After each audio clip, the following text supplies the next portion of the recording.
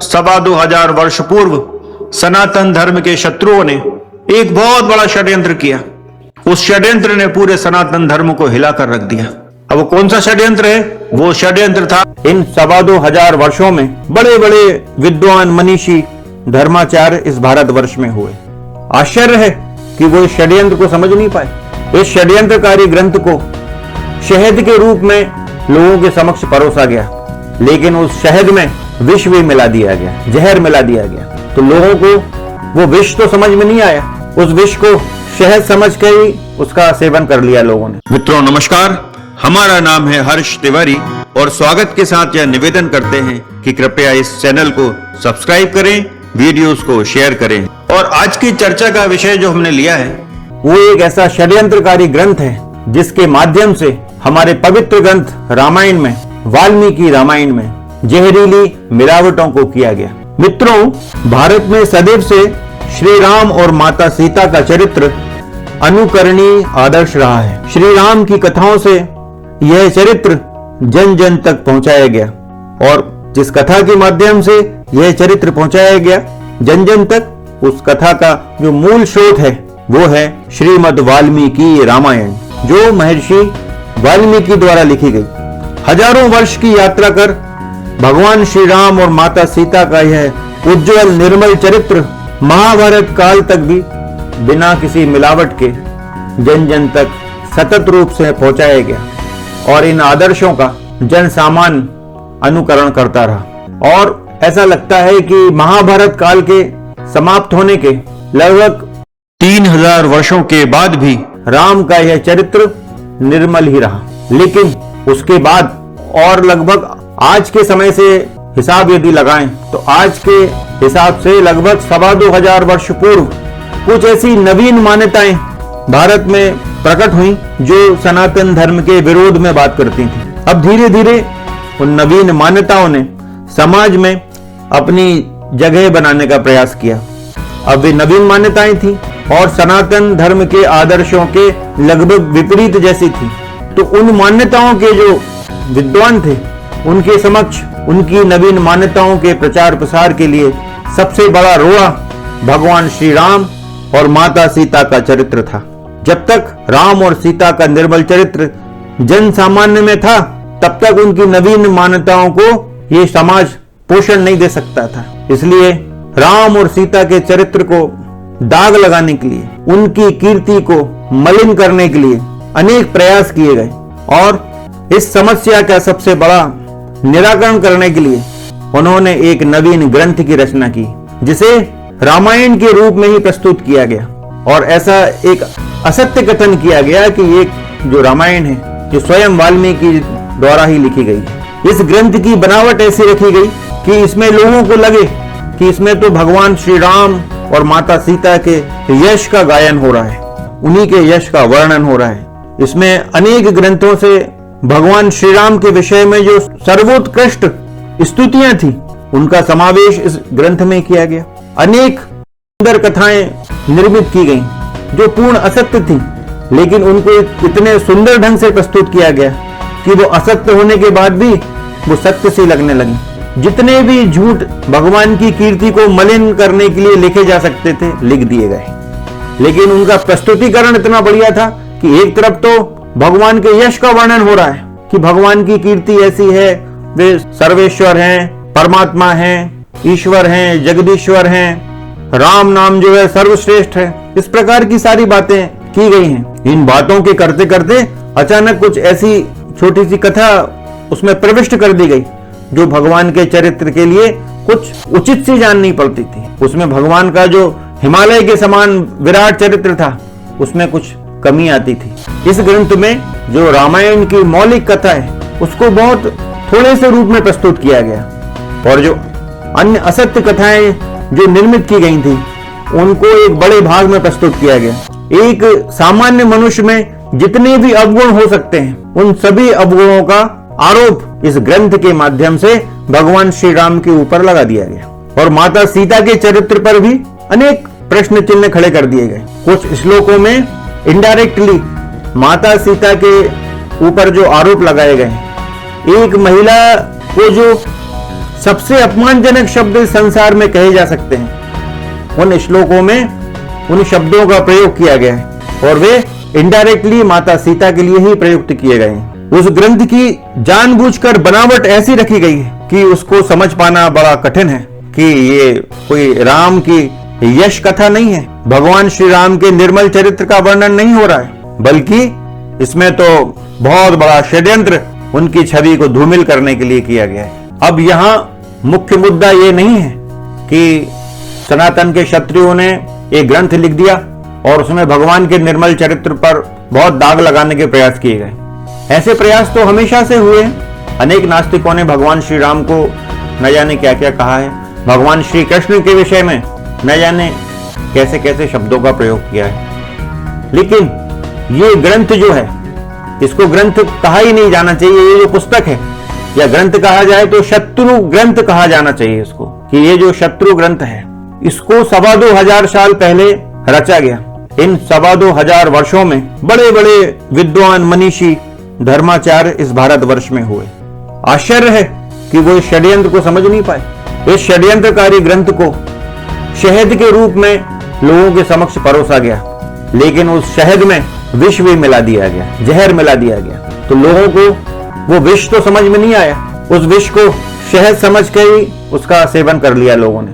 तो 2,2500 वर्षों से आज तक वो झूठी कथाएं, वो असत्य कथाएं अभी भी सुनाई जा रही हैं। इन 2,2500 वर्षों में कितनी राम कथाएं हुई होंगी, कितने पंडाल सजाए गए होंगे, कितने पंडे पुजारियों ने राम कथा की होगी, और उन्हीं कथाओं में इन कथाओं का जो पूर्णतः असत्य थी उनको भी सुनाया गया होगा। और आज भी आप यदि YouTube पर ढूंढेंगे तो अनेक बड़े बड़े वक्तागण, धर्माचार्य उन्हीं असत्य कथाओं को सुना सुनाकर तालियां बटोर रहे हैं, बहुत सारा धन भी बटोर रहे हैं। तो क्या भगवान श्री राम एक व्यापार का विषय हो गए कि उनकी कथाओं को बेचा जाए और उनके चरित्र पर जो दाग लगाए गए उसकी चिंता कौन करेगा? माता सीता के विषय में इतने अपमानजनक शब्दों का प्रयोग कर कर लोगों के समक्ष प्रस्तुत किया गया है, उनका खंडन कौन करेगा? आजकल तो हम लोग देखते हैं कि बड़े बड़े धर्माचार्य आपस में झगड़ते रहते हैं, व्यासपीठ पर बैठकर वो एक दूसरे से वाद विवाद करते हैं। तो फिर इस रामायण में जो मिलावट कर दी गई है उनका विरोध कौन करेगा भाई? 2,2500 वर्षों में कितने बड़े बड़े मनीषी हुए होंगे, धर्माचार्य हुए होंगे, रामानंदी आचार्य हुए होंगे। क्यों लोगों ने इन कथाओं पर आपत्ति नहीं की?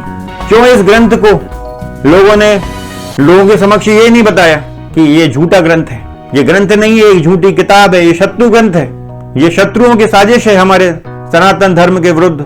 लेकिन आश्चर्य कि जो सम्माननीय रामायण के अनेक संस्करण हैं, इस शत्रु रामायण को भी उन्हीं संस्करणों के साथ प्रस्तुत किया जाता है और उसका नाम बड़े सम्मान के साथ लिया जाता है। ये बहुत आश्चर्य का विषय है, क्योंकि भारत तो विद्वानों का देश कहा जाता है, बड़े बड़े धर्माचार्यों का राष्ट्र है। प्रारंभ से ही एक से एक महान मनीषी ऋषि मुनि इस धरती पर जन्म ले चुके हैं, लेकिन इतना छोटा सा षड्यंत्र नहीं समझ पाए। तो ये तो बड़े आश्चर्य का विषय है। जब हमने लव कुश की कथा का और सीता परित्याग की जो कथा है उसको असत्य कहा, तो जो कमेंट्स आए हमारे YouTube चैनल पर, हमारे लिए बड़ी अभद्र टिप्पणियों का प्रयोग किया गया। उससे हमको कोई दिक्कत नहीं है, क्योंकि हम तो भगवान श्री राम और माता जानकी के यश के लिए काम कर रहे हैं। लेकिन जब कोई वक्ता कुछ बोलता है तो उसकी नीयत देखनी चाहिए कि उस व्यक्ति की नीयत क्या है, कि वो हमारे धर्म के विरोध में बोल रहा है या हमारे धर्म के पक्ष में बोल रहा है। तो कुछ लोगों ने तो बड़ा अप्रिशिएट किया कि आपने अच्छी मेहनत करी, कुछ लोगों ने बड़ी अभद्र टिप्पणियां करी, तो उन लोगों को भी धन्यवाद। वाल्मीकि रामायण में जितनी भी ऐसी कथाएं आती हैं जो भगवान श्री राम के चरित्र से मेल नहीं खाती, ऐसा लगता है कि ये कार्य भगवान श्री राम कर ही नहीं सकते, वो सारी कथाएं इसी शत्रु ग्रंथ से निकालकर वाल्मीकि रामायण में डाली गई हैं। वो सीता परित्याग की घटना हो, वो लव कुश प्रसंग हो या शंभुक वध जैसी भयानक घटना, ये सारी असत्य कथाएं इसी असत्य ग्रंथ से, इसी शत्रु ग्रंथ से निकालकर वाल्मीकि रामायण में डाली गई हैं। इस ग्रंथ का लेखन समय ज्ञात करना भी कोई बड़ी बात नहीं है, इसके लिए कोई रॉकेट साइंस लगाने की आवश्यकता नहीं है। इसकी बहुत सारी कथाएं जो भगवान श्री राम के साथ घट रही हैं वो काल्पनिक घटनाएं जो इन लोगों ने बनाई हैं। तो उनका संबंध तुरंत भगवान श्री कृष्ण से बता दिया जाता है। स्पष्ट समझ में आता है कि इस ग्रंथ के रचनाकार पर श्री कृष्ण का बहुत अधिक प्रभाव है। बहुत सारी घटनाएं जो राम भगवान के जीवन में घटित होते हुए बताते हैं, वो तुरंत उसका संबंध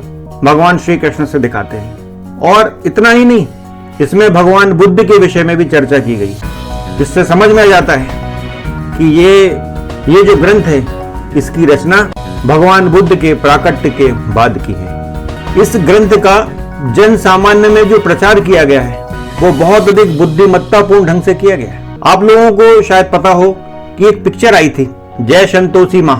उस संतोषी माँ फिल्म को देखने के बाद जन सामान्य में अधिकांश महिलाएं संतोषी माता का व्रत करने लगी, जबकि संतोषी माता का कोई भी उल्लेख हमारे किसी ग्रंथ में नहीं है। लेकिन वो एक फिल्म बनाई गई और उसमें संतोषी माता का बड़ा सुंदर चरित्र प्रस्तुत कर दिया गया, तो लोगों के मन को भा गई। तो माताएं बहनें संतोषी माता का व्रत करने लगी, उपवास करने लगी, उनकी कथा का वाचन करने लगी। यही परिपाटी अपनाई गई है इस ग्रंथ को, इस षड्यंत्रकारी ग्रंथ को जन सामान्य में फैलाने के लिए। इसमें अनेक कथाएं ऐसी आती हैं कि बहुत सारी व्रत कथाएं इसमें बता दी गई कि ये इस व्रत कथा को करने से ये लाभ होगा। इन व्रत कथाओं के माध्यम से समाज में उन कथाओं को पहुंचा दिया गया। तो धीरे धीरे वो असत्य कथाएं, वो झूठी कथाएं रामायण का हिस्सा मान ली गई। तो वो सारा असत्य जो इस षड्यंत्रकारी ग्रंथ में परोसा गया था, वो रामायण की सच्चाई मान लिया गया। तो अब इस ग्रंथ का नाम क्या है, किसने लिखा है इस ग्रंथ को? तो देखिए, ये ग्रंथ एक जीनियस मोस्ट व्यक्ति द्वारा लिखा गया है। वो एक जीनियस व्यक्ति है, एक ऐसा व्यक्ति जो सनातन का घोर शत्रु है। आज उसकी चर्चा करने वाले हम इस वीडियो में। अब एक शत्रु की चर्चा क्यों हो रही है? इस वीडियो में हम सनातन धर्म के शत्रु की क्यों प्रशंसा कर रहे हैं? तो प्रशंसा मजबूरी में करना पड़ रही है।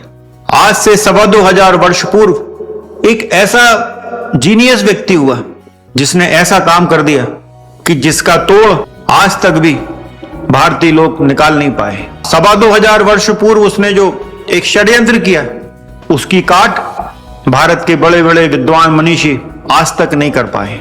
तो कौन था वो जीनियस व्यक्ति? तो देखिए, उसका नाम तो ज्ञात नहीं है, लेकिन उसका जो कार्य है वो ज्ञात है। 2,2500 वर्ष पूर्व सनातन धर्म के शत्रुओं ने एक बहुत बड़ा षड्यंत्र किया। उस षड्यंत्र ने पूरे सनातन धर्म को हिलाकर रख दिया। अब वो कौन सा षड्यंत्र है? वो षड्यंत्र था आनंद रामायण का। भारत में भगवान श्री राम और माता जानकी का चरित्र जो था, सदैव से अनुकरणीय रहा था। कितने हजार, कितने लाख वर्ष हुए भगवान श्री राम को इस धरती पर आए। माता जानकी ने जो लीलाएं इस धरती पर करी, उसका समय निर्धारित नहीं है। जिस दिन राम सेतु की सही समय गणना हो जाएगी, उस दिन हम लोग उस काल में पहुंच जाएंगे। लेकिन भगवान श्री राम का जो चरित्र है, माता जानकी का जो चरित्र रहा है, वो सनातन धर्म के शत्रुओं के लिए बहुत बड़ा रोड़ा था।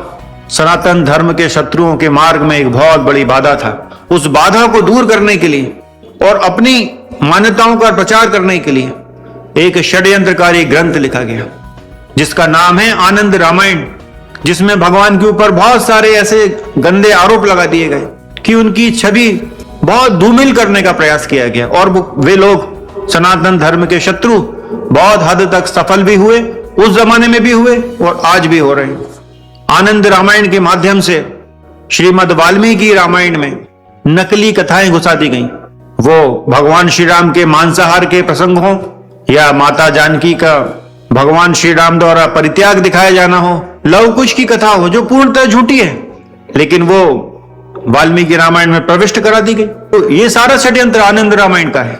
और उस व्यक्ति ने जिस ढंग से आनंद रामायण को लिखा, तो उसे ये लोग बड़े बड़े विद्वान हुए भारत में, कोई पकड़ ही नहीं पाया कि कितना बड़ा षड्यंत्र वो व्यक्ति हमारे धर्म ग्रंथों में कर गया, हमारी सनातन संस्कृति से खिलवाड़ कर गया। वो आनंद रामायण की जो कथा है, उनका अभी तक बड़े बड़े धर्मात्मा लोग प्रचार करते हैं। लव कुश की कथा सुनाई जाती है स्टेज पर बैठकर, जबकि जो कथा पूर्णतः असत्य है, बेसलेस है, सेंसलेस है, ऐसी घटनाएं जो कभी धरती पर घटी नहीं। उस जीनियस व्यक्ति ने इस ढंग से उनका प्रस्तुतिकरण किया कि वो अभी भी घर घर गाई जा रही है। अभी भी टीवी में अनेक सीरियल्स में लव कुश की कथा दिखाई जाती है। 2,2500 वर्ष हो गए इस बात को। अब हम 2,2500 वर्ष क्यों कहते हैं? उसका कारण यह है कि चंद्रगुप्त मौर्य जो महान सम्राट हुए हैं, जिनको चाणक्य ने सम्राट बनाया और भारत के महान सम्राटों में गिनती करवाई, उसमें चंद्रगुप्त मौर्य की अपनी भी बहुत विशेषताएं रही हैं, लेकिन उनकी अकस्मात मृत्यु हो गई। तो उनकी मृत्यु के बाद का जो कुछ वर्षों का जो काल है, वो बड़ी अराजकता का काल रहा होगा, ऐसा हमारा मानना है। क्योंकि हम चूंकि इतिहास के एक छात्र रहे हैं, हमने इतिहास को काफी गहराई से अध्ययन किया है। तो वो जो काल है, उसमें भारत में विदेशी शक्तियों का बहुत बड़े स्तर पर प्रभाव था। तो चंद्रगुप्त मौर्य के बाद संभवतः उसमें सम्राट अशोक का भी कुछ काल आ सकता है। उस समय ये सारे षड्यंत्र किए गए, सनातन धर्म को समाप्त करने के लिए ये पूरा षड्यंत्र किया गया।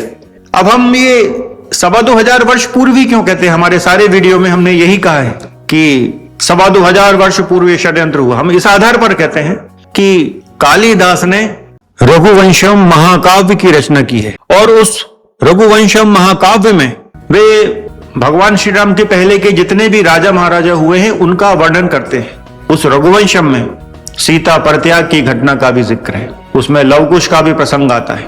और अब ये बात तो 2000 वर्ष पूर्व की हो गई। ये जो कालिदास के रघुवंशम की जो बात है वो 2000 वर्ष के पहले की है, क्योंकि कालिदास जो हुए हैं वे सम्राट विक्रमादित्य के समकालीन हुए हैं। उन्हीं के दरबार के नवरत्नों में से वो एक थे। उन्होंने रघुवंशम लिखा। अब रघुवंशम उनने लिखा या नहीं लिखा है, ये थोड़ा शोध का विषय है। यदि कोई विद्वान ये कहता है कि ये उस समय की रचना नहीं है, ये बाद की रचना है, तो हमें बड़ी खुशी होगी। हमें कोई अहंकार नहीं है इस बात का कि हमने कोई कह दिया है कि 2,25,000 साल पहले ये सब मिलावट ने की गई तो हमने कोई बहुत बड़ा तीर मार लिया। नहीं, राम जी का यश सर्वोपरि है। हम लोग तो उसके सामने कीड़े मकोड़े मात्र हैं।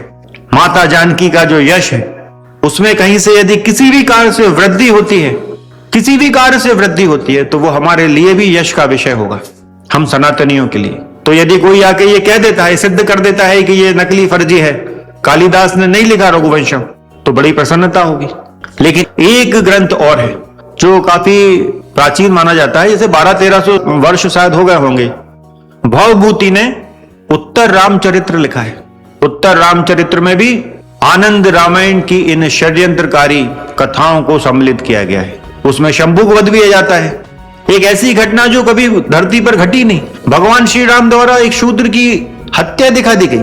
और क्यों मार दिया भगवान ने उसको? क्योंकि वो तपस्या कर रहा था। तो भगवान को तो फिर शबरी को भी मार देना था, अपने दोस्त निषाद राज को भी मार देना था, वाल्मीकि को भी मार देना था, क्यों? वो भी शूद्र थे। शूद्र परिवार में ही उनका लालन पालन हुआ, और वे तो डाकू थे, डाकू से संत बने, तो उनको भी मार देना था। कैसे तपस्या कर ली उनने? और श्रवण कुमार की जो मां थी वे भी शूद्र ही रही है, लेकिन वो भगवान श्री राम के पहले की बात है, वो राजा दशरथ के समय की बात है।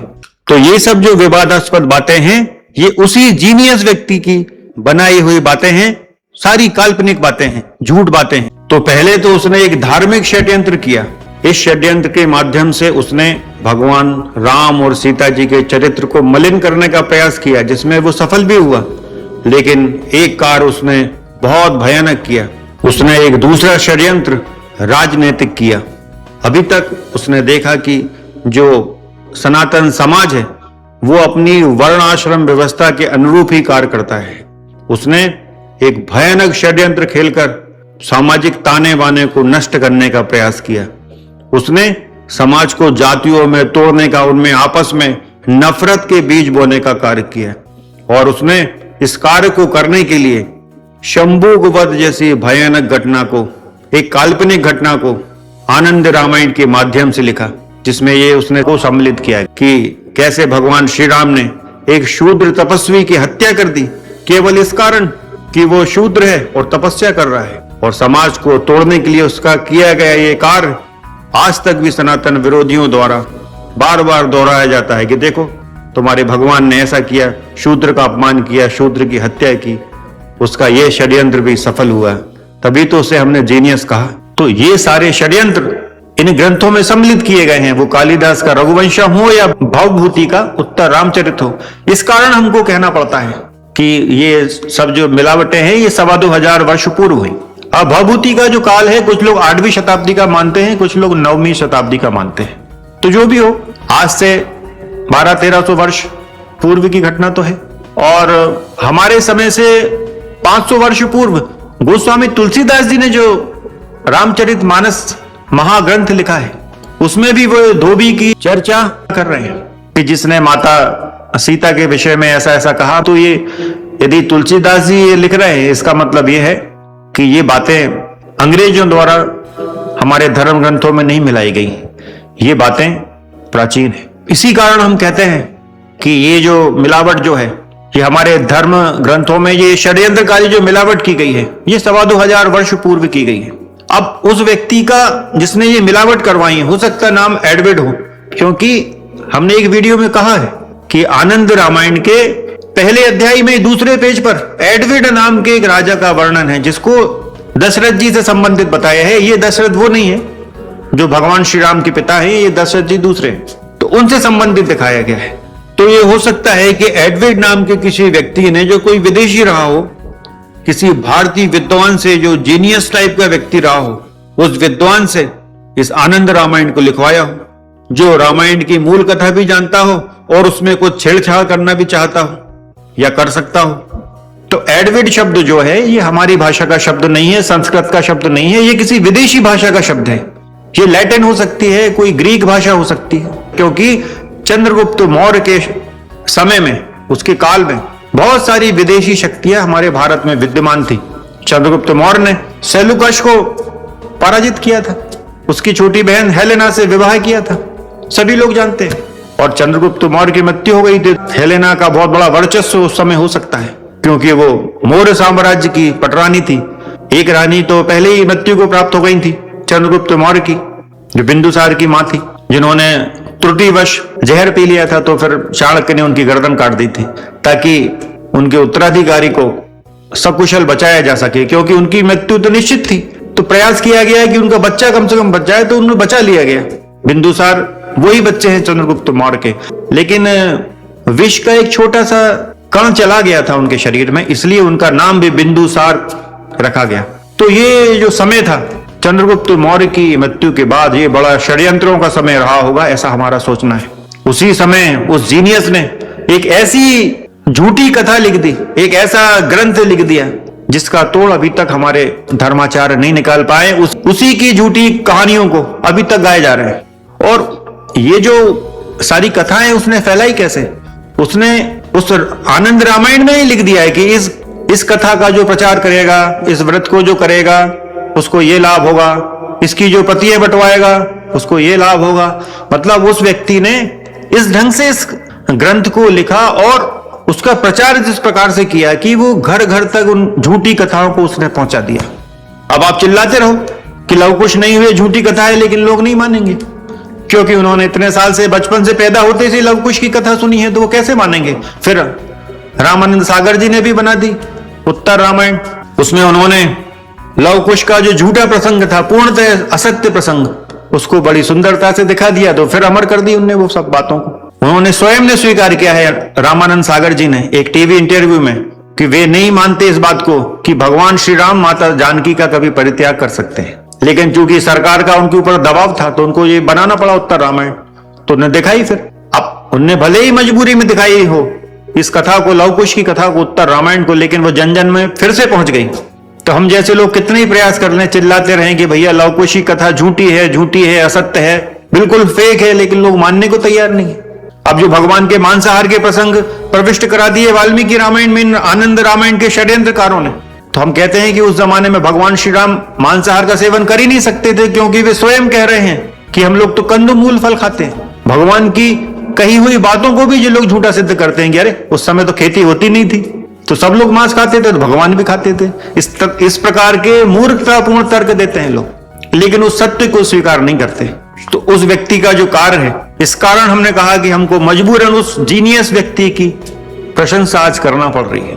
क्या करें, 2,2500 वर्ष बहुत बड़ी अवधि होती है। उस व्यक्ति का जो लिखा हुआ ग्रंथ जो है, लोग नहीं जानते आनंद रामायण क्या है, लेकिन उस आनंद रामायण के माध्यम से जो झूठी कथाएं उसने लिखी और फिर उनको वाल्मीकि रामायण में भी लिख दिया, और यहां तक कि आध्यात्म रामायण में भी लिख दिया।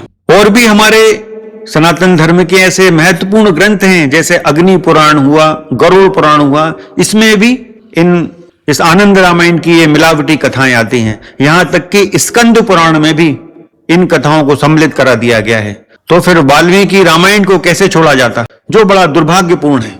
तो चूंकि वाल्मीकि रामायण जो है वो राम कथा का एकमात्र एथेंटिक ग्रंथ है, अब उसमें यदि लव कुश की कथा आ जाती है, माता सीता की परित्याग की कथा आ जाती है, तो बहुत से धर्माचार्य मजबूर हो जाते हैं उसका पक्ष लेने के लिए। चूंकि हम ना किसी अखाड़े से संबंधित हैं, ना हम किसी धर्माचार्यों की किसी प्रणाली से आते हैं, इसलिए हम बड़ी आसानी से ये सब बात कह सकते हैं। लेकिन धर्माचार्य लोगों को बड़ी दिक्कत है कहने में, क्योंकि उनको पुरानी परिपाटियों का पालन करना होता है। लेकिन दोष उनका तो है, कोई तो आवाज उठाए कि ये भैया झूठ है, कि कभी लवकुश जैसे कोई प्राणी हुए ही नहीं है, दो भाई। लेकिन भगवान श्री राम के दो बच्चे लवकुश हुए हैं, ये बिल्कुल झूठी कथा है। आप कोई भी प्राचीन ग्रंथ देख लीजिए जो भगवान श्री राम की स्तुति हो, उसमें कहीं भी आपको लवकुश का नाम नहीं मिलेगा। उसमें आएगा कि कौशल्या के नंदन राम, दशरथ के नंदन राम, जैसे श्री राम रक्षा स्तोत्र जो है, जो इतना महत्वपूर्ण ग्रंथ है, उसमें भगवान के सारे रिश्ते नातेदारों का नाम दिया गया है कि कौशल्या के नंदन, इस प्रकार से आता है। उसमें भरत के बड़े भाई, लक्ष्मण के बड़े भाई, सीता जी के पति, सब कुछ आता है उसमें विभीषण जी का भी आता है, और दशानंद के संहारकर्ता का भी आता है, उसमें सब लोगों का वर्णन है। लेकिन कहीं भी गलती से भी उसमें लवकुश का नाम नहीं आता है। श्री राम रक्षा स्तोत्र एक प्राचीन ग्रंथ है, यदि उसमें लवकुश का नाम नहीं आता है तो समझ जाओ कि गड़बड़ तो है कुछ। तो ये सारा षड्यंत्र उस जीनियस व्यक्ति का है जिसने वो षड्यंत्रकारी ग्रंथ लिखा है, जिसका नाम है आनंद रामायण। लेकिन हर अपराधी से कोई ना कोई भूल होती है। कोई भी अपराधी कितने ही इंटेलिजेंस का प्रयोग कर ले, कितनी बड़ा जीनियस हो, कोई ना कोई वो गलती करता है जिससे वो पकड़ा जाता है। तो हमने उसको पकड़ लिया है। ऐसी बहुत सी गलतियां उसने इस आनंद रामायण के माध्यम से, जो कथाएं उसने लिखी उसके माध्यम से, जो वाल्मीकि रामायण में उसने झूठी कथाएं प्रविष्ट कराई, उसमें बहुत से ऐसे लूप होल्स हैं जिससे पता लग जाता है कि वो, एक तो ये भी पता लगता है कि किस काल में वो मिलावटें की गई होंगी, और उसमें यह भी पता लग जाता है कि उसका इंटेंशन क्या रहा होगा। हमारे कुछ वीडियोस में हमने पहले भी बताया है, आगे भी बताएंगे, क्योंकि हम तो भगवान श्री राम के यश के लिए लड़ रहे हैं, लोगों से, अपने सनातनियों से लड़ रहे हैं। आजकल तो बड़ी समस्या है कि लोग कहते हैं अरे राम तो हुए ही नहीं, काल्पनिक है। इससे बड़ी दुर्भाग्य की कोई बात नहीं हो सकती कि जिस राम कथा को हमारे ऋषि मुनियों ने हजारों वर्ष तक सहेज कर रखा, आज हमारी युवा पीढ़ी और कुछ वरिष्ठ लोग भी भगवान श्री राम और माता जानकी के अस्तित्व पर ही सवाल उठाने लगते हैं, तो बड़े दुर्भाग्य की बात है। क्योंकि जो राम का नहीं वो किसी काम का नहीं। इस वीडियो के समापन में एक बात जरूर कहेंगे कि मित्रों, कभी भी यदि आपको लव कुश की कथा यदि कहीं सुनाई जा रही है, या सीता परित्याग की कोई कथा सुनाता है आपको, तो कान बंद कर लें। इस कथा को सुनकर, इस कथा को बोलकर, इस कथा को पढ़कर माता जानकी का अपमान ना करें, भगवान श्री राम का अपमान ना करें, क्योंकि ये घटनाएं कभी घटी नहीं।